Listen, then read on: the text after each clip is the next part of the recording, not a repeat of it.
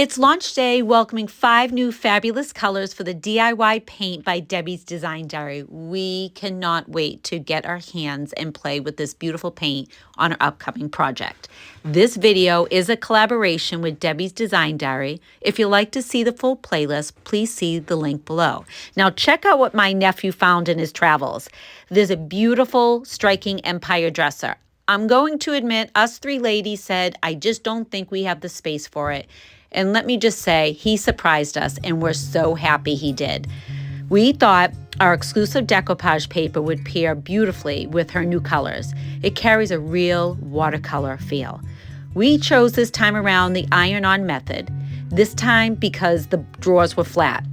We are using all her new colors, including some of the other colors. The list will be below. We're blending to start with Eden and Gypsy green to match the background of the paper, to give it that real kind of distressed feel, watercolor touch. We went in with Blood Moon to blend in the edges, and Eden again, just so the decoupage paper would blend beautifully on the sides. These knobs, when you see them, they're so beautiful. We decided that we wanted to bring the paper and flowers up to the top for a real dramatic touch. We're going in and we're gonna start painting those knobs, and we're gonna add all the new colors from Debi's line. That purple Blood Moon mixed in with black, that Electrified over with Gypsy green and Eden, and we added that Flirtatious with touches of Marquee. They really came out so realistic with all her colors. We love this Blood Moon purple, it's gorgeous.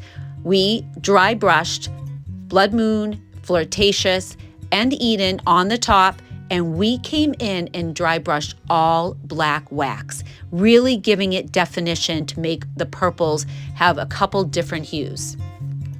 We wanted the top to replicate the paper as well, so we went in with Eden and Gypsy green and really let it dry, and then we added Flirtatious, really watered down with touches of Burlap.